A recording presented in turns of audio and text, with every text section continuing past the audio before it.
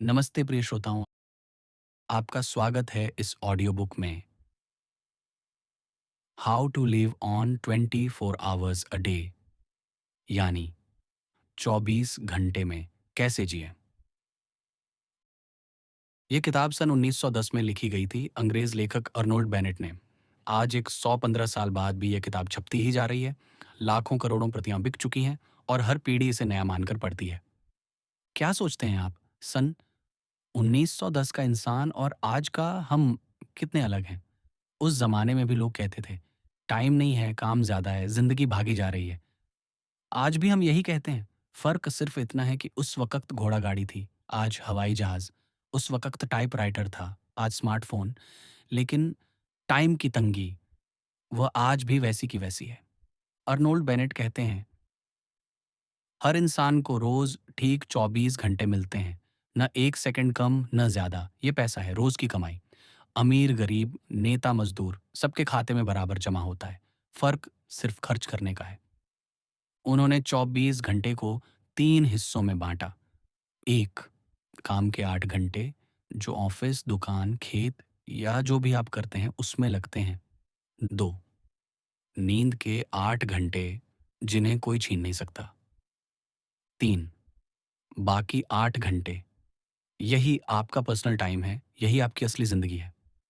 Bennett पूछते हैं, इन 8 घंटों में आप क्या करते हैं? स्क्रॉल करते हैं, टीवी देखते हैं या कुछ ऐसा जो आपकी आत्मा को अमीर बनाए? ये किताब कोई लेक्चर नहीं, कोई नया ऐप नहीं। ये एक सादा, ईमानदार दर्पण है। बेनेट कहते हैं, बेकार की आदतें छोड़ो, छोटी-छोटी चोरी बंद करो, जैसे बस में खड़े-खड़े फ़ोन चलाना, रात-रात भर रील्स देखना। रोज़ 90 मिनट निकालो, सिर्फ़ 90 मिनट, अपने लिए। उस 90 मिनट में पढ़ो, लिखो, पियानो बजाओ, कविता सुनो, ध्यान करो, जो भी तुम्हें अज़िंदा महसूस कराए। अर्नोल्ड बेनेट कौन थे? 1867 में इंग्लैंड में पैदा हुए। पहले क्लर्क थे, फिर मैगज़ीन एडिटर बने, उपन्यासकार बने। उनके उपन्यास दुनिया भर में बिके। प्रथम विश्व युद्ध में फ्रांस के लिए प्रोपगैंडा डायरेक्टर रहे, लेकिन उनके सारे उपन्यास भुला दिए गए। सिर्फ़ ये छोटी-सी किताब ज़िंदा है, क्योंकि यह टाइम की बात करती है और टाइम कभी पुराना नहीं होता। हमने इस इंट्रोडक्शन में भाषा को आज के लहजे में डाला है ताकि पुराने उदाहरण न लगें। मिसाल के लिए बेनेट कहते थे, रात में ट्राम का इंतज़ार मत करो। हम कहते हैं, रात में इंस्टाग्राम स्क्रॉल मत करो। मगर सिद्धांत वही है, टाइम तुम्हारा है, इसे लुटने मत दो। अब बस इतना करना है, हेडफोन लगाओ, 5 से 10 मिनट रोज़ निकालो और सुनते जाओ। ये किताब लंबी नहीं है, कुल मिलाकर 1.5 घंटे की। लेकिन अगर इसके एक भी सुझाव को आपने अपना लिया, तो शायद ज़िंदगी भर के 24 घंटे बदल जाए। तो चलिए शुरू करते हैं। दैनिक चमत्कार। हाँ, वो उन आदमियों में से एक है जो पैसे सँभालना नहीं जानते। अच्छी नौकरी, हर महीने नियमित कमाई, ज़रूरतों के साथ-साथ शौक पूरे करने जितनी, ज़्यादा फिज़ूल खर्ची भी नहीं। फिर भी हमेशा पैसों की तंगी में रहता है। पता नहीं कैसे उसकी कमाई का कुछ फ़ायदा नहीं होता। शानदार फ्लैट, आधा खाली। हमेशा लगता है जैसे कर्ज़दारों ने सब बेच दिया हो। नया सूट, पुरानी टोपी, बढ़िया टाई, ढीली पतलून। डिनर पर बुलाता है, कट ग्लास। खराब मटन या तुर्की कॉफ़ी, टूटा कप। वो खुद समझ नहीं पाता। वजह साफ है, वो अपनी कमाई को इधर-उधर उड़ा देता है। काश उसकी आधी कमाई मेरे पास होती। मैं उसे दिखाता कि इसे कैसे इस्तेमाल करना है। इसलिए हम में से अधिकांश ने कभी न कभी अपने श्रेष्ठ तरीके से आलोचना की है। हम लगभग सभी सरकारी खजाने के चांसलर हैं। ये इस समय का गौरव है। अखबार ऐसे लेखों से भरे पड़े हैं जिनमें बताया गया है कि अमुक राशि पर कैसे गुजारा किया जाए, और ये लेख एक ऐसे पत्राचार को उकसाते हैं जिसकी हिंसा उनकी रुचि को साबित करती है। हाल ही में एक दैनिक पत्रिका में इस सवाल पर बहस छिड़ गई कि क्या एक महिला प्रतिवर्ष 85 पाउंड के साथ एक देश में अच्छी तरह से रह सकती है। मैंने एक निबंध देखा है कि कैसे प्रति सप्ताह 8 शिलिंग पर गुजारा करना, लेकिन मैंने कभी कोई निबंध नहीं देखा जो सिखाता हो दिन के 24 घंटे कैसे जीना है। जैसे कहा जाता है कि समय ही पैसा है, लेकिन मुझे लगता है इस कहावत में कुछ कमी है। समय पैसे से कहीं अधिक मूल्यवान है। आमतौर पर यदि आपके पास समय है तो आप धन प्राप्त कर सकते हैं, और फिर चाहे आप कहीं के राजा भी हैं, आप एक भी मिनट का समय नहीं खरीद सकते। ना ही मैं और ना ही वो आग के पास बैठी बिल्ली, कोई समय को नहीं खरीद सकता। दार्शनिकों ने अंतरिक्ष की व्याख्या की है, लेकिन उन्होंने समय की व्याख्या नहीं की है, जबकि ये हर चीज़ का आधार है। इसके साथ सब कुछ संभव है, इसके बिना कुछ भी नहीं। समय की आपूर्ति वास्तव में एक दैनिक चमत्कार है, एक मामला वास्तव में आश्चर्यजनक है जब कोई इसकी जाँच करता है। तुम सुबह उठते हो और लो, तुम्हारा पर्स जादुई तरीके से 24 घंटे से भर जाता है। यह तुम्हारा है। ये सबसे कीमती संपत्ति है। एक अत्यंत विलक्षण वस्तु जो ब्रह्मांड से हमें मिलती है। टिप्पणी हेतु, इसे आपसे कोई नहीं छीन सकता। ये अस्थिर है। इसे कोई अधिक या कम प्राप्त नहीं कर सकता। ये सबके लिए बराबर है। आदर्श लोकतंत्र की बात करें, समय के दायरे में कोई अभिजात वर्ग नहीं है। धन और बुद्धि का कोई अभिजात वर्ग नहीं। प्रतिभावान व्यक्ति को कोई अतिरिक्त समय नहीं मिल जाता और ना ही कोई सज़ा मिलती है। आप चाहे इसे जितना मर्ज़ी बर्बाद करो, लेकिन इसकी सप्लाई कभी भी कम नहीं होती। कोई रहस्यमयी शक्ति आपसे ये नहीं कहेगी कि यह आदमी मूर्ख है, वह समय की कदर नहीं करता, इसीलिए हम उसे कम समय देंगे या उसका समय छीन लेंगे। यह सांत्वनाओं से अधिक निश्चित है और यहाँ आय का भुगतान रविवार से प्रभावित नहीं होता। इसके अलावा आप भविष्य से भी समय उधार नहीं ले सकते। समय के कर्ज में डूबना असंभव है। आप केवल गुजरते पल को बर्बाद कर सकते हैं। आप कल को बर्बाद नहीं कर सकते। ये आपके लिए रखा गया है। आप अगला घंटा बर्बाद नहीं कर सकते। ये आपके लिए रखा गया है। क्या आपको नहीं लगता कि ये किसी चमत्कार से कम है? आपको हर रोज़ इन 24 घंटों को ही जीना होगा। इसी समय में से आपको अपने स्वास्थ्य, खुशी, पैसा, सामग्री, सम्मान और अपनी आत्मा के विकास के लिए काम करना होगा। इसका सही उपयोग, इसका सबसे प्रभावी उपयोग सर्वोच्च तात्कालिकता का विषय है। सबसे रोमांचक हकीकत, सब कुछ उसी पर निर्भर करता है। हमारे जीवन की हर छोटी से छोटी चीज़ ये सब उसी पर निर्भर करती है। अजीब बात है कि समाचार पत्र, चाहे वे कितने भी उद्यमशील और अद्यतन क्यों ना हों, वे समय समय की दी हुई आय से जीवन को कैसे जिएं से भरे हुए नहीं हैं। वे बस बताते हैं कि पैसे की दी गई आय पर कैसे जिएं। पैसा समय से कहीं अधिक सामान्य है। जब कोई इस बात को अच्छे से समझने की कोशिश करता है तो उन्हें पता चलता है कि पैसा तो सबसे ज्यादा सामान्य वस्तु है। यह पृथ्वी को स्थूल ढेरों में दबा देता है। यदि कोई पैसे की एक निश्चित आय पर जीवन यापन नहीं कर सकता, तो वह थोड़ा और अधिक कमा लेता है, या इसे चुराता है या इसके लिए विज्ञापन करता है। जरूरी नहीं कि कोई अपने जीवन में गड़बड़ी करे, क्योंकि कोई व्यक्ति प्रतिवर्ष 1,000 पाउंड से गुजारा नहीं कर सकता। वह बजट को संतुलित करता है। लेकिन अगर कोई व्यवस्था नहीं कर सकता कि दिन के 24 घंटे की आय वास्तव में सभी उचित वस्तुओं को कवर करेगी, व्यय व्यक्ति निश्चित रूप से अपने जीवन को अस्त व्यस्त कर देता है। हालांकि समय की आपूर्ति शानदार ढंग से नियमित और क्रूरतापूर्वक प्रतिबंधित है। हम में से कौन 24 घंटे जीवित रहता है? और जब मैं कहता हूँ जीवित, तो मेरा मतलब बस समय काटने या निकालने से नहीं है। हम में से कौन उस असहज भावना से मुक्त है कि उनके दैनिक जीवन के महान व्यय विभाग उतने बेहतर तरीके से प्रतिबंधित नहीं है? हम में से कौन इस बात को लेकर आश्वस्त है कि उनका सूट नया और अच्छा है, लेकिन उनकी टोपी खराब और पुरानी है, या फिर अच्छे बर्तनों के चक्कर में वह खाने की गुणवत्ता को ही भूल गया है? हम में से कौन है जो अपने जीवन में एक बार भी खुद से ऐसे नहीं कहता, जब मेरे पास थोड़ा और समय होगा तो मैं इसे बदल दूंगा? हम कभी भी अधिक समय प्राप्त नहीं कर सकते, किसी भी तरह से नहीं। हमारे पास हमेशा से पर्याप्त समय था और आज भी है। ये वह नज़रअंदाज की हुई सच्चाई है जिसने मुझे अपने हर दिन के समय को अच्छे से खर्च करने पर मजबूर किया। किसी के कार्यक्रम से आगे निकलने की इच्छा। लेकिन कोई कह सकता है, अंग्रेजी अंदाज में सिर्फ मुद्दे पर ध्यान देकर ये 24 घंटे की बात क्या है? मुझे तो 24 घंटे में ज़िंदगी जीने में कोई दिक्कत नहीं। मैं वो सब करता हूँ जो करना चाहता हूँ और अखबार की प्रतियोगिताओं के लिए भी समय निकाल लेता हूँ। क्या ये इतनी आसान बात नहीं कि दिन में सिर्फ 24 घंटे हैं तो उसी में खुश रहो? आपको, मेरे प्यारे महोदय, मैं माफ़ी मांगता हूँ। आप ठीक वही इंसान हैं जिससे मैं पिछले 40 साल से मिलना चाहता था। कृपया अपना नाम पता भेजें और बताइए कि मुझे सिखाने का कितना शुल्क लेंगे कि आप ये कैसे करते हैं।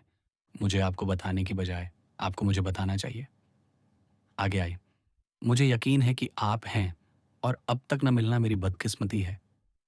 तब तक जब तक आप नहीं आते मैं अपने उन साथियों से बात करता रहूँगा जो दुखी हैं, उन अनगिनत लोगों से जो ये महसूस करते हैं कि साल दर साल गुज़रते जा रहे हैं और उनकी ज़िंदगी अभी तक सही ढंग से नहीं चल पाई है। अगर हम इस भावना को समझें तो पाएँगे कि ये मुख्य रूप से बेचैनी की है, उम्मीद की, आगे देखने की, कुछ बेहतर करने की चाहत की। ये लगातार परेशान करती है, जैसे किसी खुशी के मौके पर कंकाल खड़ा हो। हम थिएटर जाते हैं, हँसते हैं, लेकिन 2 एक्ट के बीच वो पतली-सी उँगली उठाकर इशारा करता है।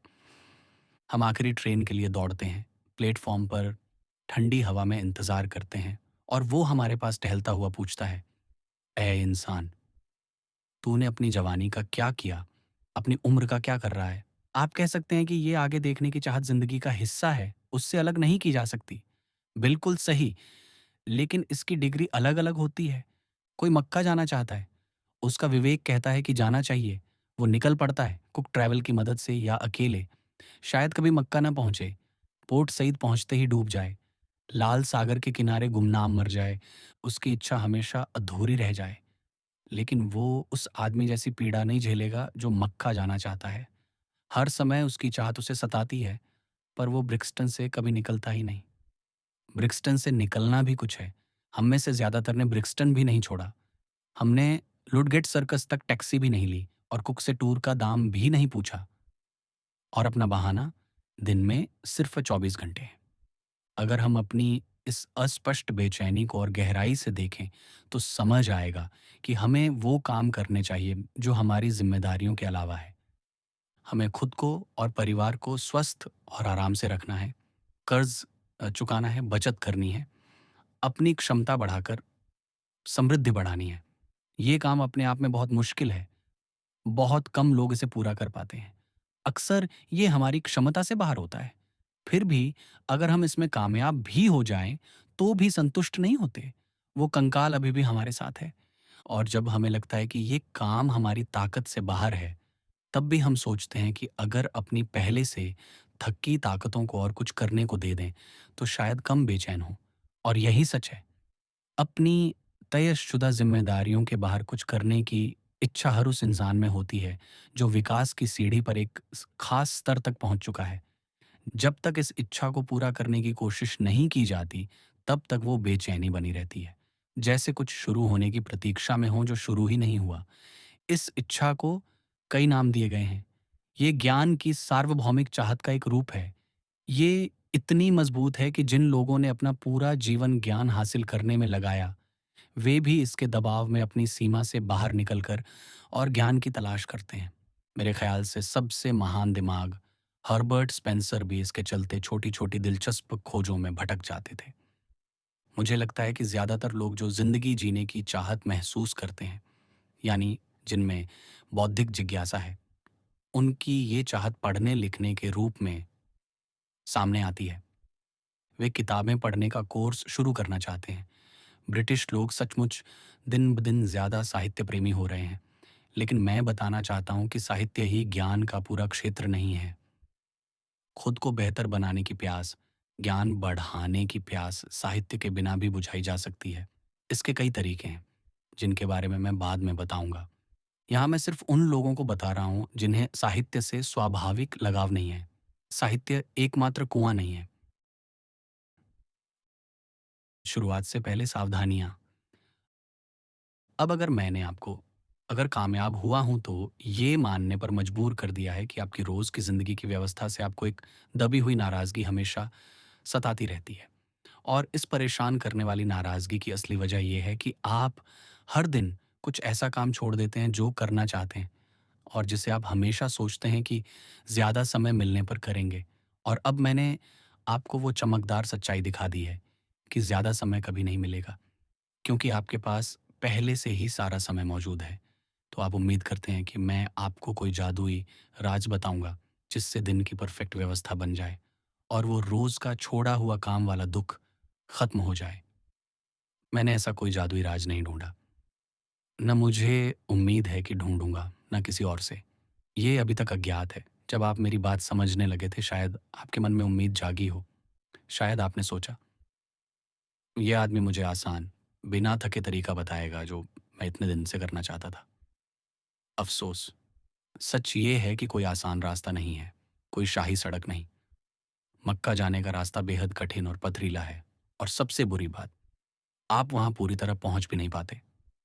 अपनी ज़िंदगी को इस तरह व्यवस्थित करने की सबसे ज़रूरी शुरुआती शर्त कि 24 घंटों के बजट में पूरी और आराम से जी सकें, ये शांतिपूर्वक समझना है कि ये काम कितना मुश्किल है, इसमें कितनी कुर्बानियाँ और लगातार मेहनत चाहिए। मैं इस पे ज़ोर नहीं दे सकता। अगर आपको लगता है कि कागज़ पर पेन से टाइम टेबल बनाकर आप अपना आदर्श हासिल कर लेंगे, तो अभी उम्मीद छोड़ दें। अगर आप निराशा और झटकों के लिए तैयार नहीं हैं, अगर आपको बड़ी मेहनत के लिए छोटा नतीजा मंज़ूर नहीं, तो शुरू ही ना करें। फिर लेट जाइए और अपनी उस बेचैन नींद को जारी रखें, जिसे आप अपनी ज़िंदगी कहते हैं। बहुत दुखद है ना? उदास करने वाला। फिर भी मुझे लगता है ये अच्छा भी है। कुछ भी करने लायक काम करने से पहले इच्छा शक्ति को कसने की ज़रूरत। मुझे ये पसंद है। यही मुझे आग के पास वाली बिल्ली से अलग करता है। अच्छा, आप कहते हैं, मान लो मैं लड़ाई के लिए तैयार हूँ। मान लो मैंने आपकी भारी भरकम बातें अच्छे से समझ लीं। अब शुरू कैसे करूँ? प्यारे महोदय, बस शुरू कर दीजिए। शुरू करने का कोई जादुई तरीका नहीं है। अगर कोई स्विमिंग पूल के किनारे खड़ा हो और ठंडे पानी में कूदना चाहता हो और आपसे पूछे, कूदना कैसे शुरू करूँ? तो आप सिर्फ कहेंगे, बस बिना सोचे कूद जाओ, अपने दिमाग को काबू में करो और कूदो। जैसा मैंने पहले कहा, समय की लगातार आपूर्ति की सबसे अच्छी बात यह है कि आप इसे पहले से बर्बाद नहीं कर सकते। अगला साल, अगला दिन, अगला घंटा, सब आपके लिए तैयार पड़े हैं। बिल्कुल नया, बिना खराब हुए, मानो आपने अपनी ज़िंदगी में एक पल भी गँवाया ना हो। ये बहुत सुकून देने वाली बात है। आप हर घंटे नया पन्ना पलट सकते हैं। इसीलिए अगले हफ्ते या कल तक इंतज़ार करने से कुछ नहीं होगा। आपको लग सकता है कि अगले हफ्ते पानी गर्म होगा। नहीं होगा, ठंडा ही होगा। लेकिन शुरू करने से पहले आपके निजी कान में चेतावनी के कुछ शब्द कहूँ। मुख्य चेतावनी, अपने जोश से सावधान रहें। अच्छा करने का जोश धोखेबाज होता है। वो ज़ोर-ज़ोर से काम माँगता है। पहले उसे संतुष्ट नहीं कर पाते, वो और चाहिए। पहाड़ हिलाना चाहता है, नदियों का रास्ता मोड़ना चाहता है। पसीना आने तक नहीं रुकता। फिर अचानक जब माथे पर पसीना महसूस होता है, थक कर मर जाता है। बिना ये कहे भी कि बस, बहुत हुआ। शुरू में ज़्यादा मत उठाइए, थोड़े से ही संतुष्ट रहें। दुर्घटनाओं के लिए जगह छोड़ें। इंसानी स्वभाव के लिए जगह छोड़ें, खासकर अपने लिए। 1-2 असफलताएँ अपने आप में कोई बड़ी बात नहीं, अगर वो आत्मसम्मान और आत्मविश्वास न छीने। लेकिन जैसे सफलता के पीछे सफलता आती है, वैसे असफलता के पीछे असफलता। ज़्यादातर लोग जो बर्बाद होते हैं, वो ज़्यादा करने की कोशिश से होते हैं। इसलिए 24 घंटों की तंग सीमा में पूरी और आराम से जीने के इस विशाल काम में किसी भी कीमत पर शुरुआती असफलता से बचें। मैं इस काम में मानने को तैयार नहीं कि शानदार असफलता छोटी सफलता से बेहतर है। मैं छोटी सफलता के पक्ष में हूँ। शानदार असफलता कहीं नहीं ले जाती। छोटी सफलता बड़ी सफलता की ओर ले जा सकती है। तो चलिए, दिन के समय के बजट को देखते हैं। आप कहते हैं, आपका दिन पहले से भरा हुआ है। कैसे? अपनी आजीविका कमाने में कितना समय लगाते हैं? औसतन 7 घंटे, और नींद में 7। मैं 2 घंटे और जोड़ देता हूँ उदारता से। अब मुझे तुरंत बताइए, बाकी 8 घंटों का हिसाब। समस्या की जड़। समय को वास्तव में समझने और उस पर काबू पाने के लिए मुझे एक खास व्यक्ति का उदाहरण लेना पड़ेगा। मैं सिर्फ एक ही व्यक्ति की बात कर सकता हूँ, और वो औसत व्यक्ति नहीं हो सकता, क्योंकि न कोई औसत व्यक्ति होता है, न कोई औसत मामला।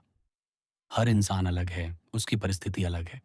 फिर भी अगर मैं लंदन के एक आम ऑफिस जाने वाले व्यक्ति को लूँ, जिसका ऑफिस सुबह 10 बजे से शाम 6 बजे तक चलता है, जो घर से ऑफिस आने-जाने में सुबह-शाम कुल 50 मिनट लगाता है, तो ये जितना हो सके औसत के सबसे करीब होगा।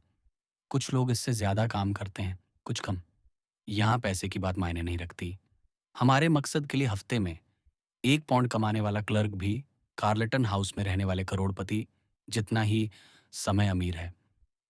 अब मेरे इस आम आदमी की सबसे बड़ी और गहरी गलती उसके दिन को देखने का नज़रिया है। ये नज़रिया उसकी 2/3 ऊर्जा और रुचि को कमज़ोर कर देता है। ज़्यादातर लोगों को अपने काम से प्यार नहीं होता। अच्छा हो तो नफ़रत भी नहीं करते। वो काम शुरू करने में आनाकानी करते हैं। जितनी देर हो सके उतनी देर से शुरू करते हैं और जितनी जल्दी हो सके उतनी जल्दी ख़त्म करके खुश हो जाते हैं। काम के दौरान उनका दिमाग शायद ही कभी पूरी रफ़्तार पर चलता हो। मुझे पता है कि कुछ पाठक नाराज़ होंगे और कहेंगे कि मैं ऑफ़िस वालों की बुराई कर रहा हूँ, लेकिन मैं शहर को अच्छे से जानता हूँ और अपनी बात पर कायम हूँ।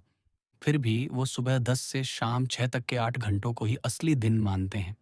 उससे पहले के 10 घंटे और बाद के 6 घंटे उनके लिए सिर्फ़ शुरुआत और अंत हैं, जैसे नाटक की प्रस्तावना और समापन।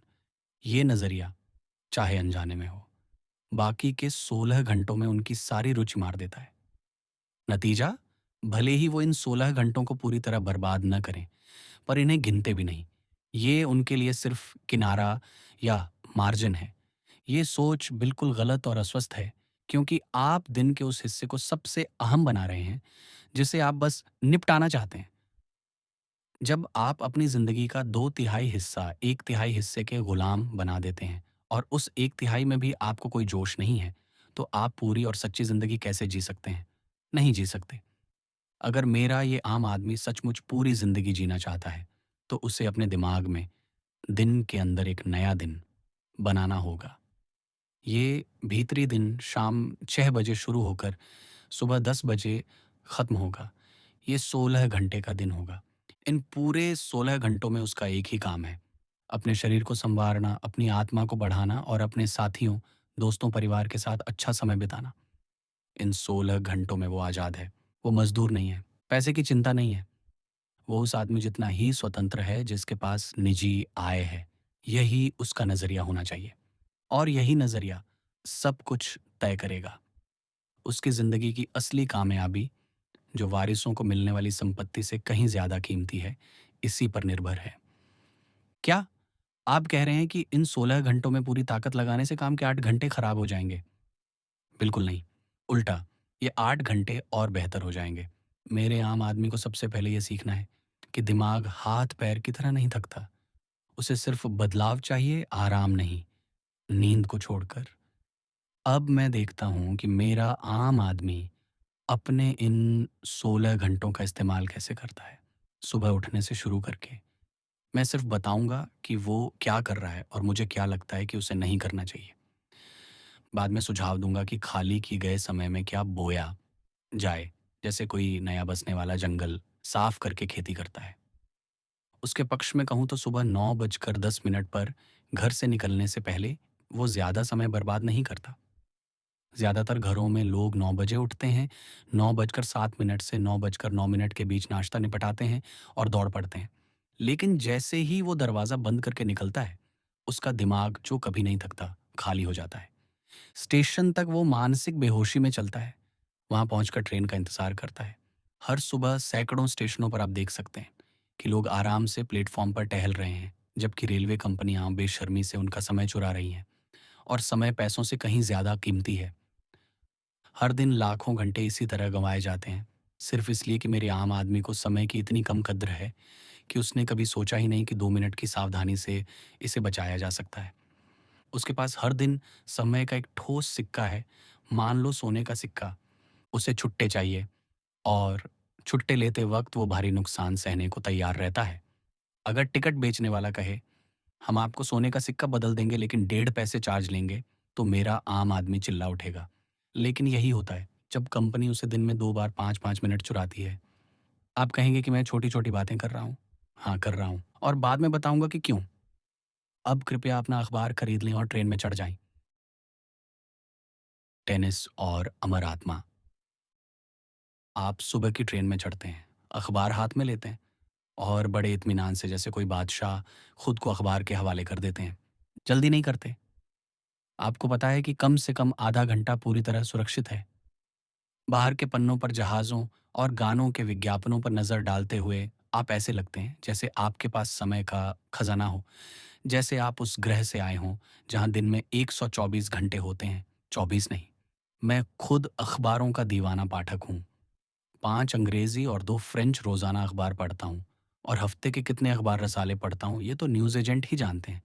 इसलिए पहले बता देता हूँ ताकि कोई ये ना कहे कि मैं अखबारों से चिढ़ता हूँ। लेकिन मैं सुबह की ट्रेन में अखबार पढ़ने के सख्त खिलाफ हूँ। अखबार तेज़ी से बनते हैं, तेज़ी से पढ़े जाने के लिए। मेरे दिन के प्रोग्राम में अखबार के लिए कोई फिक्स जगह नहीं है। मैं इधर-उधर के खाली पलों में पढ़ लेता हूँ। पढ़ता ज़रूर हूँ, लेकिन सुबह की ट्रेन में लगातार 30-40 मिनट का वो अनमोल एकांत, जहाँ धुएँ उगलते, चुप बैठे मर्दों से भरी ट्रेन की बोगी में भी आप अपने आप में पूरी तरह डूब सकते हैं। अखबार पर लुटाना मुझे गवारा नहीं। आप समय के शहंशाह नहीं हैं। मुझे इजाज़त दीजिए कि आदर के साथ याद दिलाऊँ, आपके पास मुझसे 1 सेकंड भी ज़्यादा समय नहीं है। ट्रेन में अखबार नहीं। मैंने अभी आपके लिए करीब पौने घंटा बचा लिया है। अब आप ऑफ़िस पहुँच गए। मैं आपको शाम 6 बजे तक वहीं छोड़ता हूँ। बीच में 1 घंटे का लंच ब्रेक है, अक्सर 1.5 घंटे का, जिसमें से आधा भी खाने में नहीं लगता। वो सारा समय आपको देता हूँ। अखबार पढ़ लीजिएगा। शाम को फिर मिलते हैं। आप ऑफ़िस से निकलते हैं, चेहरा पीला, थके हुए। कम से कम आपकी बीवी तो यही कहती है और आप उसे यही समझाते भी हैं कि बहुत थक गए हैं। घर लौटते वक़्त आपने धीरे-धीरे थकान को और बढ़ा लिया है। लंदन के विशाल उपनगरों के ऊपर वो थकान एक पवित्र और उदास बादल की तरह छाई रहती है, खासकर सर्दियों में। घर पहुंचते ही खाना नहीं खाते। 1 घंटे बाद लगता है कि अब कुछ खा भी सकते हैं। खाते हैं, फिर गंभीरता से सिगरेट पीते हैं, दोस्तों से मिलते हैं, इधर उधर टहलते हैं, ताश खेलते हैं, किताब से इश्क लड़ाते हैं, महसूस करते हैं कि बुढ़ापा चला आ रहा है। थोड़ा घूम आते हैं, पियानो को प्यार करते हैं। अरे वाह, 11 बजकर 15 मिनट, अब सोने की सोचने का वक़्त। फिर पूरे 40 मिनट सोने की सोच में लगाते हैं। शायद कोई बढ़िया व्हिस्की भी मिल जाए। आखिरकार बिस्तर पर पहुंचते हैं, दिन की मेहनत से थक कर चूर। ऑफिस से निकले हुए 6 घंटे, शायद उससे ज्यादा, कहाँ गायब हो गए?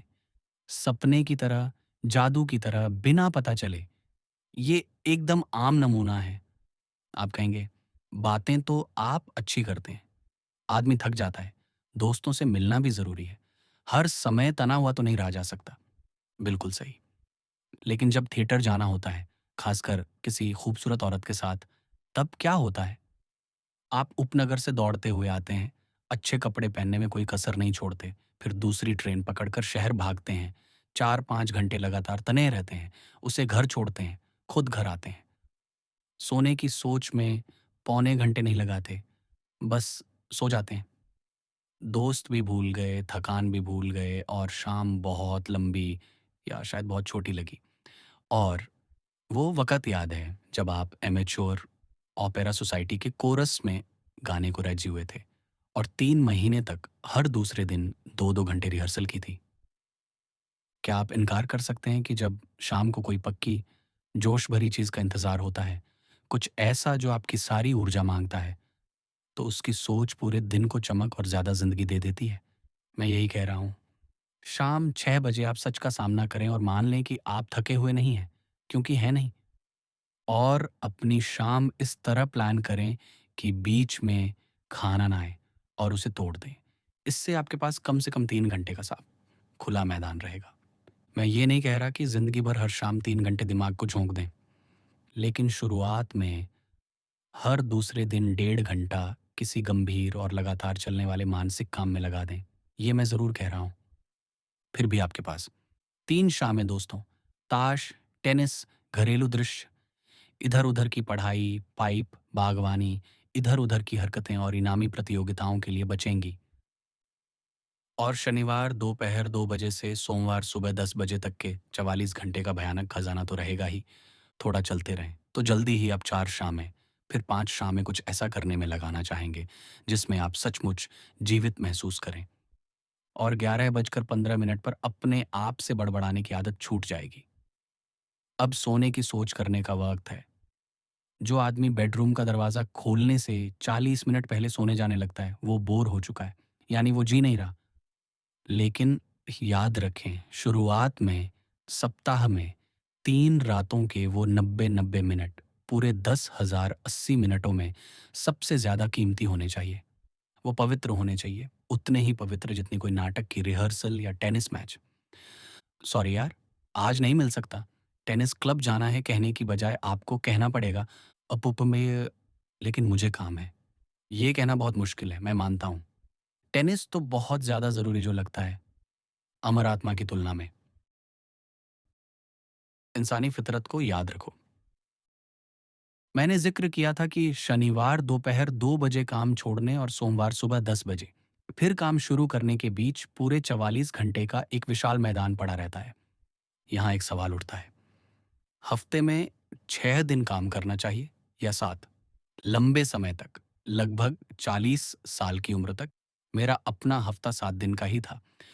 बड़े बुजुर्ग बार-बार समझाते थे कि 6 दिन में 7 दिन से ज़्यादा काम और ज़्यादा सच्ची ज़िंदगी निकल सकती है।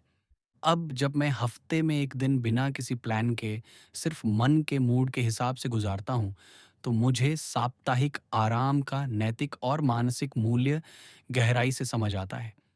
फिर भी अगर मुझे अपना जीवन फिर से बनाने का मौका मिले, तो मैं फिर वही करूँगा जो किया है।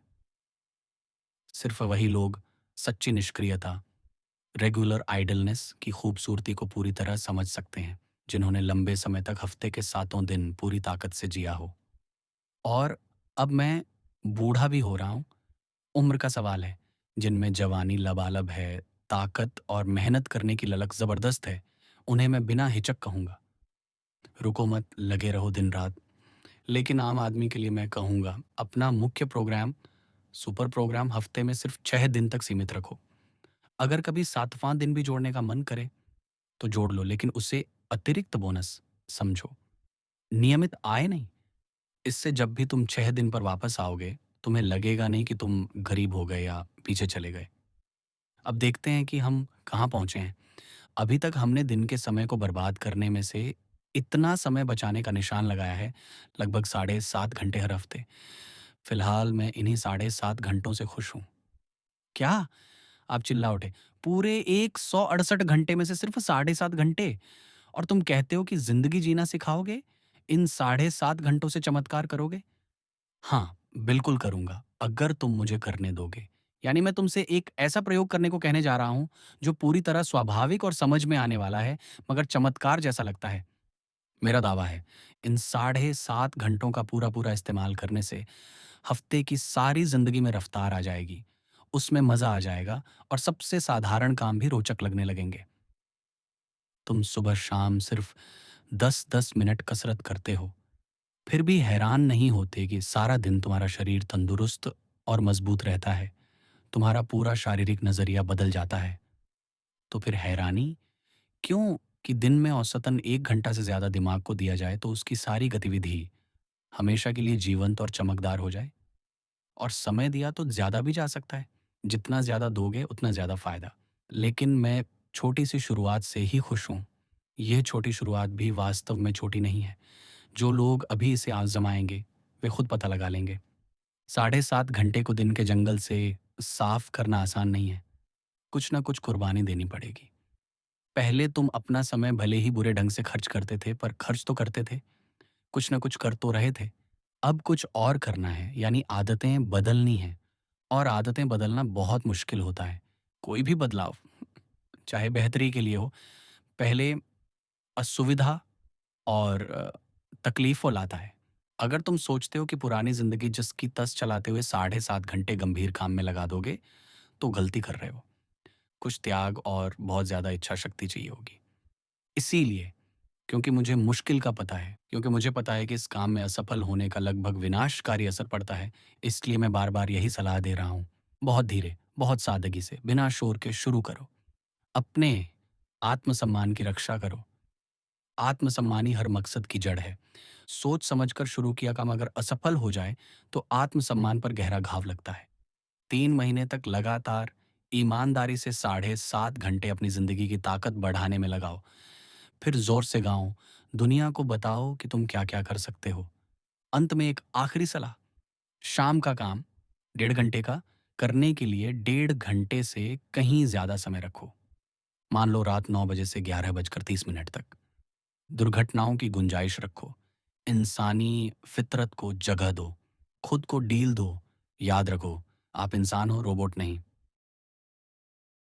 दिमाग को काबू में करना। लोग कहते हैं, अपने ख़्यालों पे तो काबू नहीं होता। गलत। बिल्कुल होता है। सोचने वाली मशीन को काबू में करना पूरी तरह मुमकिन है। और चूंकि हमारे साथ बाहर कुछ भी नहीं होता, ना दर्द होता है, ना सुख मिलता है, सब कुछ हमारे दिमागी के अंदर ही होता है। इसलिए उस रहस्यमयी दिमाग पर पूरा काबू रखने का महत्व साफ साफ दिखता है। ये बात बहुत पुरानी है, सबको मालूम है। मगर ज्यादातर लोग जीते हैं और मर जाते हैं बिना ये समझे कि ये कितनी जरूरी और गहरी सच्चाई है। लोग शिकायत करते हैं कि एकाग्र नहीं हो पाते, जबकि वे ये ताकत हासिल कर सकते हैं अगर चाहें तो। और एकाग्रता की ताकत के बिना, यानी दिमाग को हुक्म देने और उसका हुक्म मानने की ताकत के बिना, सच्ची जिंदगी नामुमकिन है। दिमाग पर काबू ही पूरी और भरपूर जिंदगी का पहला और सबसे जरूरी हिस्सा है। इसलिए मेरा मानना है कि दिन की सबसे पहली जिम्मेदारी होनी चाहिए दिमाग को कसरत कराना। तुम अपने शरीर का पूरा ख्याल रखते हो, अंदर बाहर। चेहरा साफ करने में भी खतरा मोल लेते हो, दाढ़ी बनवाते हो।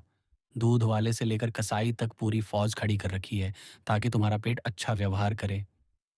तो फिर उससे कहीं ज्यादा नाजुक मशीन, यानी दिमाग, पर थोड़ा सा ध्यान क्यों नहीं देते? और इसमें तो किसी बाहरी चीज की जरूरत भी नहीं है। इसी काम के लिए मैंने वो समय बचा कर रखा है जो तुम घर का दरवाजा बंद करते हो से लेकर ऑफिस पहुंचने तक का है। क्या? मुझे सड़क पर, प्लेटफॉर्म पर, ट्रेन में, भीड़ में दिमाग की कसरत करनी है। हाँ, बिल्कुल। इससे आसान कुछ नहीं। ना कोई औजार चाहिए, ना किताब। फिर भी ये आसान नहीं है। जैसे ही घर से निकलो, दिमाग को एक विषय पर टिका दो। शुरू में कोई भी विषय चलेगा। 10 कदम भी नहीं चले होंगे कि तुम्हारा दिमाग तुम्हारी आंखों के सामने से फुर्र से उड़ जाएगा और गली के मोड़ पर किसी दूसरे विषय के साथ मस्ती करने लगेगा। उसे गर्दन से पकड़कर वापस लाओ। स्टेशन पहुंचते पहुंचते तुमने उसे 40 बार वापस खींचा होगा। निराश मत होना, चलते रहो, बार बार करो, तुम जरूर कामयाब हो जाओगे। हारने का कोई चांस ही नहीं, बशर्ते तुम लगे रहो। ये बहाना मत बनाओ कि मेरा दिमाग एकाग्र नहीं होता। क्या तुम्हें वो सुबह याद नहीं जब एक परेशान करने वाला खत आया था और उसका बहुत सोचा समझा जवाब देना था? रास्ते भर तुमने दिमाग को एक सेकंड के लिए भी नहीं भटकने दिया। ऑफिस पहुंचे और तुरंत बैठकर जवाब लिख डाला। उस दिन हालात ने तुम में इतनी जिंदगी जगा दी थी कि तुम दिमाग पर जालिम बनकर हुकूमत कर रहे थे। कोई बहाना नहीं चला था, हुक्म दिया था, काम हुआ था। इसी एकाग्रता की नियमित कसरत से। और इसमें कोई राज नहीं है। राज सिर्फ एक है, लगे रहना।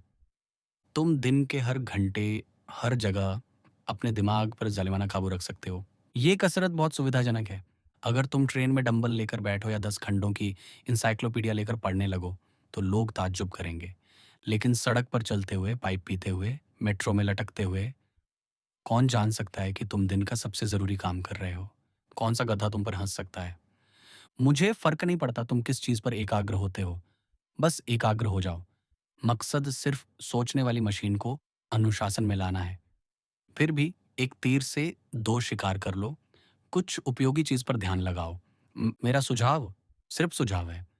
मार्कस ऑरेलियस या एपिक्टेटस का एक छोटा सा अध्याय, उनके नाम से मत घबराओ। मेरे लिए इनसे ज्यादा आज की जिंदगी से जुड़ी, सादा, समझदारी से भरी, हम जैसे साधारण लोगों जो बनावट, दिखावा और बकवास से नफरत करते हैं, के लिए उपयोगी कोई किताब नहीं है। रात को एक छोटा सा अध्याय पढ़ो, अगली सुबह रास्ते भर उसी पर ध्यान लगाओ। फिर देखना।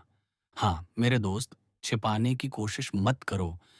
मैं तुम्हारा दिमाग अपने कान पर टेलीफोन की तरह सुन रहा हूं। तुम सोच रहे हो 7वें अध्याय तक तो ये बंदा ठीक चल रहा था, थोड़ा सा दिलचस्प भी लगने लगा था। लेकिन ये ट्रेन में सोचना, एकाग्रता वगैरह, ये मेरे बस का नहीं। दूसरे लोगों के लिए ठीक है, मेरे लिए नहीं। नहीं मेरे दोस्त, ये ठीक तुम्हारे लिए है। तुम ही वो इंसान हो जिसके लिए मैं लिख रहा हूं। इस सुझाव को फेंक दोगे तो तुमने अब तक मिला सबसे कीमती सुझाव फेंक दिया। ये मेरा सुझाव नहीं है। ये धरती पर चलने वाले सबसे समझदार, सबसे व्यावहारिक, सबसे सख्त दिमाग वाले लोगों का सुझाव है। मैं तो सिर्फ दूसरों के हाथ का दे रहा हूं। आजमाओ, अपने दिमाग को काबू में लो और देखो कैसे ये तरीका जिंदगी के आधे दुख, खास तौर पर चिंता, वो शर्मनाक, लाइलाज, टाली जा सकने वाली बीमारी, चिंता को जड़ से खत्म कर देता है। चिंतनशील मनस्थिति, दिमाग को एकाग्र करने की कसरत, जिसमें रोज कम से कम आधा घंटा तो लगना ही चाहिए। सिर्फ शुरुआती अभ्यास है, जैसे पियानो पर गाना बजाना। अब जब तुमने अपने सबसे ज़िद्दी अंग पर काबू पा लिया है, तो उसे जुए में जोतना ज़रूरी है। आज्ञाकारी दिमाग रखकर भी उसका पूरा फ़ायदा ना उठाओ, तो क्या फ़ायदा? अब एक लंबा बुनियादी अध्ययन कोर्स शुरू करना पड़ेगा। इस कोर्स में क्या पढ़ना है, इस पर कभी कोई सवाल नहीं रहा। सभी ज़मानों के सारे समझदार लोग एक मत हैं। ये साहित्य नहीं है, न कोई कला, न इतिहास, न कोई विज्ञान। ये है खुद का अध्ययन।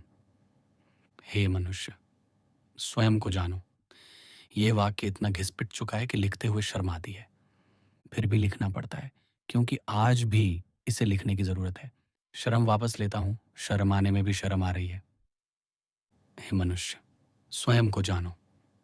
यह आज्ञा मैं ज़ोर से चिल्लाकर कहता हूँ, ये उन वाक्यों में से एक है जिसे हर कोई जानता है, हर कोई उसकी कीमत मानता है और सिर्फ सबसे समझदार लोग ही उसे अमल में लाते हैं। मुझे नहीं पता बाकी लोग ऐसा क्यों नहीं करते। मुझे पूरा यकीन है कि आज के औसत नेकनियत इंसान की ज़िंदगी में सबसे बड़ी कमी है। चिंतनशील मन स्थिति। हम चिंतन ही नहीं करते, यानी हम उन सचमुच ज़रूरी सवालों पर नहीं सोचते जिन पर सोचना चाहिए। हमारी खुशी का सवाल, हम ज़िंदगी में किस दिशा में जा रहे हैं? ज़िंदगी हमें दे क्या रही है? हमारी हरकतों में अकल की कितनी हिस्सेदारी है या बिल्कुल नहीं है? हमारे सिद्धांत और हमारे आचरण में कितना मेल है? और फिर भी तुम खुशी की तलाश में हो, है ना? मिली क्या? ज़्यादा चांस है कि नहीं मिली। ज़्यादा चांस है कि तुम ये मान चुके हो कि खुशी मिल ही नहीं सकती, लेकिन कुछ लोगों को मिली है और उन्हें इसलिए मिली क्योंकि उन्होंने समझ लिया कि खुशी न तो शारीरिक सुखों से आती है, न मानसिक मज़े से। खुशी आती है अक्ल को बढ़ाने, स्वरतिहोक से और कुमशुपकल आचरण को सिद्धांतों के अनुसार ढालने से, अन्न से। तुम ये बात शायद इनकार नहीं कर सकते। अगर मानते हो और फिर भी अपने दिन का 1 मिनट भी अपनी अकल, अपने सिद्धांतों और अपने आचरण पर सोचने में नहीं लगाते, तो इसका मतलब ये हुआ कि जिस चीज़ की तुम तलाश कर रहे हो, उसे पाने का एकमात्र ज़रूरी काम तुम रोज़ जानबूझकर छोड़ रहे हो। अब शर्म किसे करनी चाहिए? मुझे या तुम्हें? मैं तुम पर कोई ख़ास सिद्धांत थोपना नहीं चाहता। यहाँ मुझे कोई फ़र्क नहीं पड़ता कि तुम्हारे सिद्धांत क्या हैं। तुम्हें लगता हो कि चोरी करना नेक काम है, मुझे कोई ऐतराज़ नहीं। मैं सिर्फ़ ये कह रहा हूँ, जिस ज़िंदगी में आचरण और सिद्धांत मेल नहीं खाते, वो बेवकूफ़ी भरी ज़िंदगी है। और आचरण को सिद्धांतों के साथ मिलाने का एक ही तरीका है। रोज़ाना खुद का ईमानदार, निष्पक्ष निरीक्षण, चिंतन और संकल्प। चोर हमेशा दुखी क्यों रहते हैं? क्योंकि उनके सिद्धांत चोरी के खिलाफ हैं। अगर वे सचमुच मानते कि चोरी सबसे बड़ा पुण्य है, तो जेल उनके लिए स्वर्ग होती। सारे शहीद खुश होते हैं, क्योंकि उनका आचरण और सिद्धांत एक होते हैं। और अक्ल? हम सोचते हैं कि हमारी ज़िंदगी में अक्ल बहुत बड़ी भूमिका निभाती है। हकीकत ये है कि हम जितना सोचते हैं, उससे कहीं ज़्यादा हम जज़्बात और आदत अध्ययन से चलते हैं।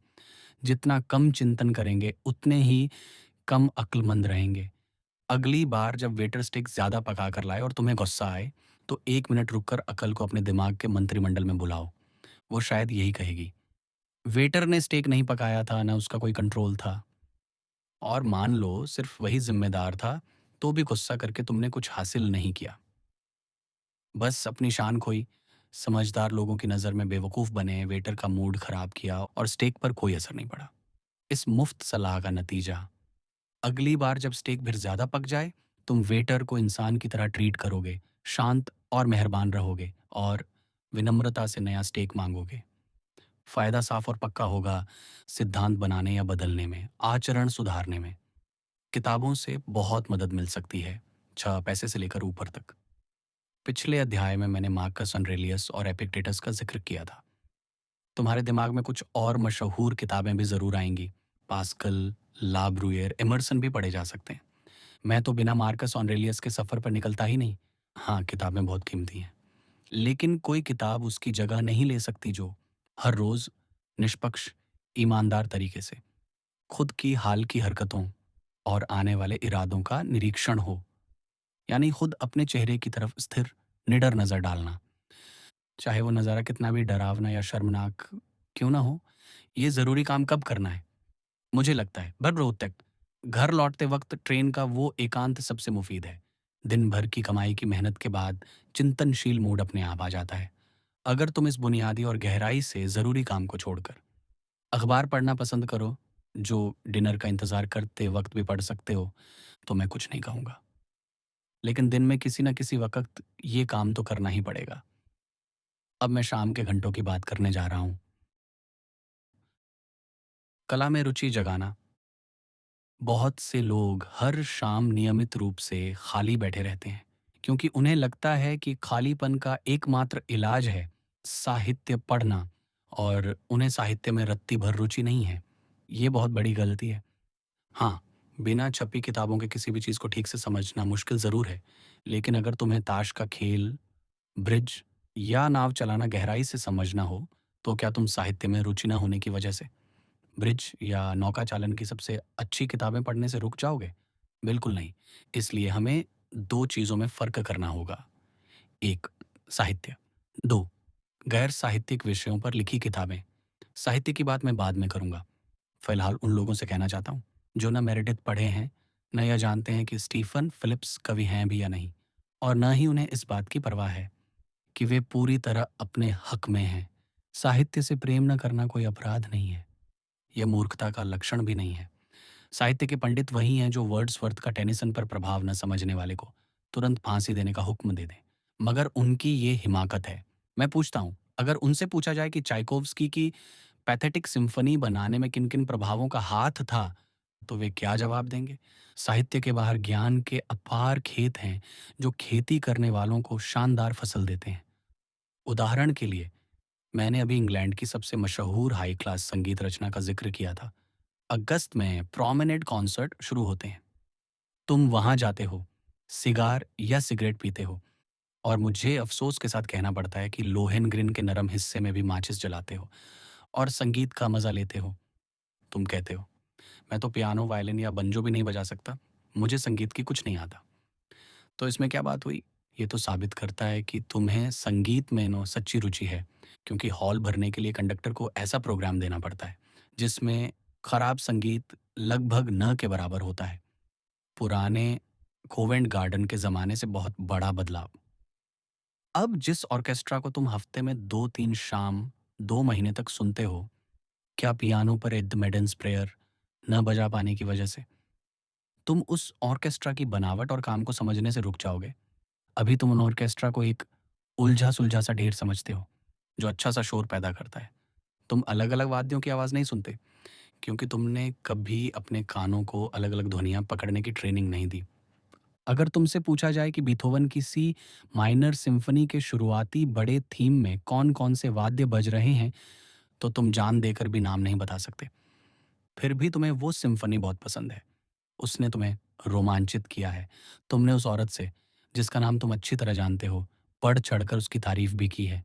और सी माइनर सिम्फनी के बारे में तुम दावे के साथ सिर्फ़ इतना ही कह सकते हो कि बीथोवन ने बनाई थी और बहुत ज़बरदस्त चीज़ है। अब मान लो तुमने क्रेहबील साहब की किताब how to listen to music पढ़ ली, जो किसी भी बुक सेलर से अलहम्ब्रा के एक स्टॉल टिकट से कम कीमत में मिल जाती है, और जिसमें सारे ऑर्केस्ट्रा वाद्यों की तस्वीरें और बैठने का नक्शा भी है। तो अगली बार प्रोमिनेंट कॉन्सर्ट में तुम्हारा मज़ा 100 गुना बढ़ जाएगा। उलझा-सुलझा ढेर नहीं, ऑर्केस्ट्रा तुम्हें एक अद्भुत संतुलित जीव लगेगा, जिसके हर हिस्से का अपना अलग और अनमोल काम है। तुम वाद्य ढूँढोगे, उनकी आवाज़ें पहचानोगे, तुम समझ जाओगे कि फ्रेंच हॉर्न और इंग्लिश हॉर्न में ज़मीन-आसमान का फ़र्क है, और ओबो हॉट बॉय बजाने वाला वायलिन वादक से ज़्यादा पगार क्यों पाता है, हालाँकि वायलिन कहीं ज़्यादा मुश्किल वाद्य है। तुम कॉन्सर्ट में जियोगे, पहले सिर्फ़ होते थे, जैसे कोई बच्चा चमकती चीज़ को देखकर सुन्न पड़ा रहता है। इस तरह संगीत का सच्चा व्यवस्थित ज्ञान शुरू हो सकता है। तुम किसी एक तरह के संगीत, जैसे सिम्फनी, या किसी एक संगीतकार पर खास ध्यान दे सकते हो। एक साल में 48 हफ्ते, हफ्ते में 3 छोटी शामें, प्रोग्राम पढ़ना और बढ़ती समझ के साथ चुने कॉन्सर्ट में जाना। इसके बाद तुम संगीत के बारे में सचमुच कुछ जानने लगोगे। भले ही पियानो पर द मेडेन्स प्रेयर बजाने से कोसों दूर रहो, लेकिन मुझे तो सारी कलाएं पसंद ही नहीं। मेरे प्यारे महाशय, आपका और भी आदर करता हूँ। संगीत पर जो बात लागू हुई, वही दूसरी कलाओं पर भी लागू होती है। चित्रकला के लिए क्लरमॉन्ट विट की how to look at pictures, वास्तुकला के लिए रसेल स्टर्जेस की हाउ टू जज आर्किटेक्चर। ऐसी शुरुआती किताबें हैं जो लंदन में हर तरफ उपलब्ध सामग्री को जीवंत बना देती हैं। मुझे सारी सारी कलाएं नापसंद हैं। बहुत खूब महाशय, आपका सम्मान और बढ़ गया। आपका केस मैं अगले अध्याय में लूंगा। साहित्य से पहले, जिंदगी में कुछ भी साधारण नहीं है। कला बहुत बड़ी चीज है, लेकिन सबसे बड़ी नहीं। सबसे बड़ी समझ ये है कि हर चीज का कोई कारण होता है और हर कारण का कोई नतीजा। यानी ब्रह्मांड लगातार चल रहा है, बदल रहा है, विकसित हो रहा है। जब ये बात तुम्हारे दिमाग में अच्छी तरह बैठ जाए कि बिना कारण कुछ नहीं होता, तो तुम्हारा दिमाग ही नहीं, दिल भी बड़ा हो जाता है। घड़ी चोरी हो जाए तो दुख जरूर होता है, पर तुम सोचते हो चोर इसलिए चोर बना क्योंकि उसकी पैदाइश और परवरिश के कारण ऐसे बने जो उतने ही रोचक हैं जितने वैज्ञानिक रूप से समझ में आने वाले हैं। फिर तुम दूसरी घड़ी खरीद लेते हो, खुशी से नहीं तो कम से कम उस फलसफे के साथ जो कड़वाहट को नामुमकिन बना देता है, कारण और नतीजे को समझने से। जिंदगी का वो बचकाना आश्चर्य खत्म हो जाता है जो बहुत से लोगों को हर बात पर शौक लगाता रहता है। ऐसे लोग इंसानी फितरत के बीच रहते हैं, जैसे कोई विदेशी देश में हो जहां हर रिवाज डरावना और अजीब लगता हो। पर जब इंसान बड़ा हो जाए तो उसे अपने ही घर में पराया होने में शर्म आनी चाहिए। कारण और नतीजे का अध्ययन जिंदगी के दुख को कम करता है और उसमें रंग और नाटकीयता बढ़ा देता है। जिसे विकास सिर्फ एक शब्द है, वो समंदर को एक भव्य एकसार नज़ारा समझता है, जिसे अगस्त में थर्ड क्लास रिटर्न टिकट लेकर 3 शिलिंग में देखा जा सकता है। जिसके दिमाग में विकास और कारण परिणाम की निरंतरता बैठी है, वो समंदर में देखता है वो पानी जो भूगर्भ शास्त्र के परसों भाप था, कल उबल रहा था और कल को बर्फ बनने वाला है। वो समझ जाता है कि तरल पदार्थ बस ठोस बनने की राह पर है और जिंदगी की भयानक बदलती हुई सुंदरता उसके रोम रोम में समा जाती है। इस समझ को लगातार पालते रहने से मिलने वाला सुकून सबसे मजबूत और टिकाऊ सुकून है। ये सारे विज्ञान का अंतिम लक्ष्य है। कारण और नतीजा हर जगह है। शेफर्ड्स बुश में किराए बढ़ गए, बहुत दुखद और शॉकिंग। पर लंदन में लायंस रेस्तरां में लंच करने वाला हर क्लर्क वैज्ञानिक ढंग से दो दो जोड़कर समझ गया था कि 2 पेनी ट्यूब के कारण शेफर्ड्स बुश में झोंपड़ियों की मांग बढ़ी और मांग बढ़ने से झोंपड़ियों के दाम बढ़े। बहुत आसान। तुम नाक सिकोड़ कर कहते हो, हाँ बिल्कुल आसान। जब तुम दो दो जोड़ना सीख जाओ तो सारा ब्रह्मांड उतना ही सरल हो जाता है। और मान लो तुम एक प्रॉपर्टी एजेंट के क्लर्क हो, तुम्हें सारी कलाएं नापसंद हैं, तुम अपनी अमर आत्मा को बढ़ाना चाहते हो और तुम्हारा काम तुम्हें बहुत साधारण बोरिंग लगता है। कुछ भी साधारण नहीं है। एक प्रॉपर्टी एजेंट के दफ्तर में जिंदगी की भयानक बदलती हुई खूबसूरती सबसे ज्यादा दिखती है। क्या? ऑक्सफोर्ड स्ट्रीट में ट्रैफिक जाम हुआ, लोग जाम बचाने के लिए जमीन के नीचे, नालों के नीचे से जाने लगे और नतीजा शेफर्ड्स बुश में किराए बढ़ गए। तुम कहते हो ये नाटकीय नहीं है? अगर तुम इसी नजरिए से हर दूसरी शाम 1.5 घंटा लंदन के प्रॉपर्टी के सवालों का अध्ययन करो तो क्या तुम्हारा काम मजेदार नहीं हो जाएगा? क्या तुम्हारी सारी जिंदगी बदल नहीं जाएगी? फिर तुम और मुश्किल सवालों तक पहुंचोगे और तुम हमें बता सकोगे कि कारण और नतीजे के स्वाभाविक फलस्वरूप लंदन की सबसे लंबी सीधी सड़क 1.5 गज की है, जबकि पेरिस की सबसे लंबी बिल्कुल सीधी सड़क मील तक जाती है। देखा, मैंने तुम्हारे लिए कोई खास आसान उदाहरण नहीं चुना। तुम बैंक क्लर्क हो और तुमने वॉल्टर बैजहॉट की वो सांस रोक देने वाली रोमांचक किताब जो विज्ञान के भेष में है, लॉम्बार्ड स्ट्रीट नहीं पढ़ी। अरे भाई, अगर तुमने उससे शुरुआत की होती और हर दूसरी शाम 90 मिनट उसे पढ़ते और सोचते तो तुम्हारा काम कितना रोमांचक लगने लगता और इंसानी फितरत को कितना ज्यादा समझते। तुम शहर में कैद हो, पर तुम्हें देहात की सैर और जंगली जीव जंतुओं को देखना पसंद है। कैडनी, दिल को बड़ा करने वाला शौक। तो रात को चप्पल पहने तितली पकड़ने का जाला लेकर अपने दरवाजे से निकलकर सबसे नजदीकी गैस लैंप तक क्यों नहीं चले जाते? उसके चारों तरफ मंडराते साधारण और दुर्लभ पतंगों को देखो जानकारी जोड़ो, उस पर महल बनाओ और आखिरकार किसी एक चीज़ के बारे में सचमुच कुछ जान जाओ। पूरी ज़िंदगी जीने के लिए ना कलाओं की ज़रूरत है, ना साहित्य की। हमारी रोज़मर्रा की आदतों और नज़ारों का पूरा मैदान उस जिज्ञासा को संतुष्ट करने को बेकरार खड़ा है, जिसका मतलब है ज़िंदगी और जिसकी तृप्ति का मतलब है समझा, समझदार और बड़ा दिल। ऐ मेरे दोस्त जिसे कला साहित्य सब नापसंद है, तुम्हारा केस मैंने निपटा दिया। अब आता है उस खुशकिस्मत और बहुत आम इंसान का नंबर। गंभीर पढ़ाई उपन्यासों को गंभीर पढ़ाई में शामिल नहीं किया जाता। इसलिए अगर कोई खुद को बेहतर बनाने के इरादे से हफ्ते में 3 शामें 90-90 मिनट चार्ल्स डिकेंस की सारी किताबें पूरी तरह पढ़ने का फैसला कर चुका है, तो उसे अपना प्लान तुरंत बदल लेना चाहिए। वजह ये नहीं है कि उपन्यास गंभीर नहीं होते। दुनिया का कुछ सबसे बड़ा साहित्य उपन्यास ही है। वजह यह है कि खराब उपन्यास पढ़ने लायक ही नहीं और अच्छे उपन्यास पढ़ते वक्त दिमाग पे ज़रा भी ज़ोर नहीं पड़ता। मेरेडिथ के उपन्यासों में सिर्फ खराब हिस्से ही मुश्किल हैं। अच्छा उपन्यास तुम्हें एक नाव की तरह नदी की तेज धारा में बहा ले जाता है। अंत तक पहुंचते पहुंचते तुम सांस तो फूल सकती है पर थकते नहीं। सबसे बेहतरीन उपन्यासों में सबसे कम मेहनत लगती है, पर दिमाग को बढ़ाने में सबसे ज़रूरी चीज़ है वो मेहनत का एहसास, वो तनाव, वो जद्दोजहद, जिसमें तुम्हारा एक हिस्सा काम करना चाहता है और दूसरा हिस्सा जी चुराता है। उपन्यास पढ़ते वक्त ये एहसास नहीं आता। अन्ना कारेनिना पढ़ने के लिए तुम दांत नहीं भींचते।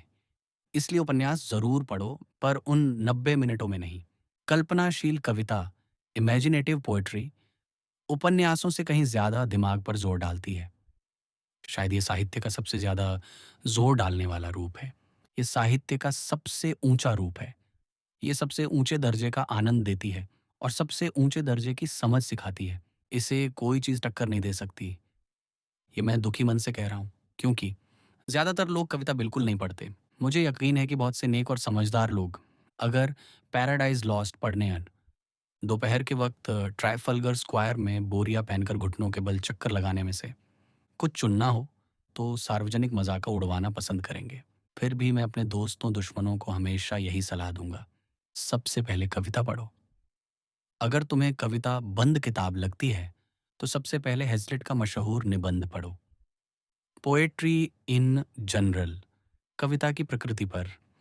अंग्रेजी में इस तरह की सबसे बेहतरीन चीज़ है। इसे पढ़ने के बाद कोई भी ये नहीं सोच सकता कि कविता कोई मध्ययुगीन यातना है या पागल हाथी या खुद ब खुद चलने वाली बंदूक। अगर ये निबंध तुम्हें कविता पढ़ने की तीव्र इच्छा जगा दे, तो शुरुआत सिर्फ कथात्मक नैरेटिव कविता से करो। अंग्रेजी में एक उपन्यास है जो जॉर्ज इलियट, ब्रॉन्टे सिस्टर्स या जेन ऑस्टिन से भी बेहतर है और शायद तुमने पढ़ा नहीं हो। उसका नाम है ऑनरोरा ली, लेखिका ई बी ब्राउनिंग। ये छंद में लिखा है और इसमें सचमुच बहुत ऊंची कविता है। फैसला कर लो कि इसे पूरा पढ़ोगे, चाहे जान पर बनाए। भूल जाओ कि ये ऊंची कविता है। इसे सिर्फ कहानी और सामाजिक विचारों के लिए पढ़ो। फिर खुद से ईमानदारी से पूछो, क्या अब भी कविता नापसंद है? मैंने कई लोगों को देखा है जिन्हें ऑरोरा ली ने यह साबित कर दिया कि वे कविता से नफरत करते हैं। ये उनकी पूरी तरह गलत फहमी थी। बेशक, अगर हैज़लिट पढ़ने और इस तरह का प्रयोग करने के बाद भी तुम्हें यकीन हो जाए कि तुम में कुछ है जो कविता से लड़ता है, तो इतिहास या दर्शन शास्त्र से संतोष कर लो। मुझे अफ़सोस होगा पर दिल टूटेगा नहीं। The decline and fall of the Roman Empire को पैराडाइज़ लॉस्ट के साथ एक दिन भी नहीं रखा जा सकता, पर वो भी बहुत खूबसूरत चीज़ है। और हर्बर्ट स्पेंसर की फर्स्ट प्रिंसिपल्स तो कविता के सारे दावों पर हँसती है और कहती है, मैं किसी भी इंसानी दिमाग की सबसे भव्य रचना हूँ। मैं ये नहीं कह रहा कि ये किताबें नौसिखिए के लिए हैं, पर मुझे कोई वजह नहीं दिखती कि औसत बुद्धि वाला कोई भी व्यक्ति लगातार 1 साल पढ़ाई करने के बाद इतिहास या दर्शन शास्त्र की सबसे ऊंची कृतियों पर हमला न कर सके। महान कृतियों का सबसे बड़ा फायदा यह है कि वे हैरान करने लायक साफ सुथरी होती हैं। मैं कोई खास किताब शुरू करने को नहीं कह रहा, इतनी जगह में ये नामुमकिन भी है, पर 2 सामान्य सलाह ज़रूर हैं। 1, अपनी दिशा और सीमा पहले तय कर लो। एक सीमित काल, एक सीमित विषय या एक अकेला लेखक चुन लो। खुद से कहो, मुझे फ्रेंच क्रांति के बारे में कुछ पता होना चाहिए, या रेलवे के उदय के बारे में, या जॉन कीट्स की रचनाओं के बारे में, और एक निश्चित अवधि तक सिर्फ उसी में डूबे रहो। विशेषज्ञ बनने में बहुत मजा है। 2, सिर्फ पढ़ो मत, सोचो भी। मैं ऐसे लोगों को जानता हूँ जो पढ़ते-पढ़ते चले जाते हैं, और जितना फ़ायदा होता है, उतना ब्रेड बटर काटने से भी नहीं होता। वे पढ़ाई को वैसे ही लेते हैं जैसे अच्छे लोग शराब पीते हैं। साहित्य के इलाकों में मोटर कार दौड़ाते हैं, मकसद सिर्फ रफ्तार। वे बता देंगे कि 1 साल में कितनी किताबें पढ़ीं, जब तक तुम पढ़ी हुई चीज़ पर। कम से कम 45 मिनट, गंभीर, थकाऊ सोच-विचार में नहीं लगाते। शुरू में ये बहुत बोरिंग लगता है। तुम्हारी 90 मिनट की रात ज़्यादातर बर्बाद है। इसका मतलब तुम्हारी रफ्तार धीमी होगी। कोई बात नहीं, मंजिल भूल जाओ, चारों तरफ के नज़ारे देखो। और एक दिन, जब उम्मीद भी ना हो, तुम अचानक खुद को किसी पहाड़ी पर बने खूबसूरत शहर में पाओगे। बचने योग्य खतरे, इन सलाहों को, जो शायद कई बार बहुत सख्त और रूखी लगी होंगी, खत्म करने से पहले मैं उन खतरों का जिक्र जरूर करना चाहता हूँ जो सच्चे इंसान की तलाश में निकले हुए व्यक्ति का इंतजार करते हैं। पहला और सबसे भयानक खतरा है प्रिग, आत्ममुग्ध, घमंडी बन जाने का। प्रिग वो शख्स है जो खुद को बहुत ऊंचा समझता है और बिना जाने बूझे अपने हास्यबोध को घर पर ही भूल आया है। प्रिग वो बोरिंग इंसान है जो अपनी किसी छोटी सी खोज से इतना प्रभावित हो जाता है कि दुनिया उससे प्रभावित न हो तो उसे गंभीर गुस्सा आता है। बिना पता चले प्रिग बन जाना बहुत आसान और बहुत घातक है। इसलिए जब तुम अपना सारा समय इस्तेमाल करने का अभियान शुरू करो, तो याद रखो कि तुम्हें सिर्फ उस हद तक कि यकीन अपना समय संभालना है, दूसरों का नहीं। धरती तुम्हारे पहले भी बहुत आराम से घूमती थी और तुम्हारे नए समय खजांची बनने या न बनने से भी घूमती रहेगी। अपने प्लान के बारे में ज़्यादा बक-बक मत करो और पूरी दुनिया को हर रोज़ इतने घंटे बर्बाद करते देख, अति दुखी चेहरा बनाकर मत घूमो। अंत में पता चलेगा कि अपने आप को सँभालने में ही सारी ताकत लग जाती है। दूसरा खतरा है अपने प्रोग्राम का गुलाम बन जाने का। प्रोग्राम को सम्मान दो, पर उसकी पूजा मत करने लगो। रोज़ का प्रोग्राम कोई मज़हब नहीं है, ये बात साफ़ है। फिर भी मैं ऐसे लोगों को जानता हूँ, जिनकी ज़िंदगी खुद उनके लिए और उनके रिश्तेदारों के लिए बोझ बन गई है, सिर्फ़ इसलिए कि वे इस साफ बात को समझ नहीं पाए। अरे नहीं, मरी हुई बीवी चिल्लाती है। आर्थर रात ठीक 8 बजे कुत्ते को टहलाने निकलते हैं और ठीक 8 बजकर 45 मिनट पर पढ़ना शुरू करते हैं। इसलिए हमारा ये करना बिल्कुल नामुमकिन है। और उस दुःख भरी आवाज़ में जो अंतिमता थी, उसमें एक पूरी ज़िंदगी का हास्यास्पद त्रासदी छिपी थी। दूसरी तरफ प्रोग्राम ही है। उसके साथ मज़ाक करोगे तो वो मज़ाक बनकर रह जाएगा। उसे ठीक-ठीक सम्मान देना, ना ज़्यादा डील, ना ज़्यादा सख्ती। ये नौसिखिए को जितना आसान लगता है, उतना है नहीं। तीसरा खतरा है, अगला काम जल्दी करना है कि बीमारी। धीरे-धीरे इंसान इस तरह जीने लगता है जैसे जेल में हो। ज़िंदगी उसकी अपनी नहीं रह जाती। 8 बजे कुत्ता टहलाने निकलता है और सारा रास्ता यही सोचता रहता है कि 8 बजकर 45 मिनट पर पढ़ना शुरू करना है। देर नहीं होनी चाहिए। कभी-कभी जानबूझकर प्रोग्राम तोड़ना भी फ़ायदा नहीं देता। बीमारी की जड़ ये नहीं कि तुम बिना लचीलापन दिखाए चल रहे हो। जड़ ये है कि तुमने शुरू में ही बहुत ज़्यादा ठूँस लिया। इलाज सिर्फ़ एक है, प्रोग्राम को फिर से बनाओ और कम ठानो।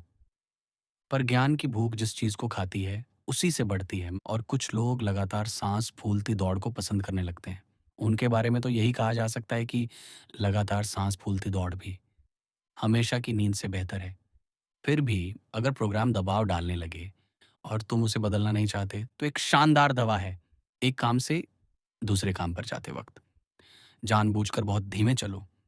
उदाहरण के लिए, सेंट बर्नार्ड कुत्ते को बाँधने और किताब खोलने के बीच पूरे 5 मिनट शांति से बैठो। यानी जानते-बूझते 5 मिनट बर्बाद करो। आखिरी और सबसे बड़ा खतरा, जिसका ज़िक्र मैं पहले भी कर चुका हूँ, है शुरुआत में ही असफल हो जाने का। इस पर मैं बहुत ज़ोर देता हूँ। शुरू में असफलता पूरा जीवन पाने की नई कोपल को एकदम मार सकती है। इसलिए हर संभव सावधानी बरतनी चाहिए। नई कोपल पर ज़्यादा बोझ मत डालो। पहले चक्कर की रफ्तार हँसने लायक धीमी भी हो तो कोई हर्ज नहीं, बस नियमित होनी चाहिए। और एक बार जो काम ठान लिया, चाहे कितना भी बोरिंग और फीका लगे, उसे पूरा करके ही दम लो। बोरिंग काम को पूरा करने से आत्मविश्वास को जो ताकत मिलती है, वो बेहिसाब है। अंत में उन शाम के पहले कामों को चुनते वक़्त किसी और चीज़ से मतदर्शन मत लो, सिर्फ़ अपनी पसंद और स्वाभाविक झुकाव से।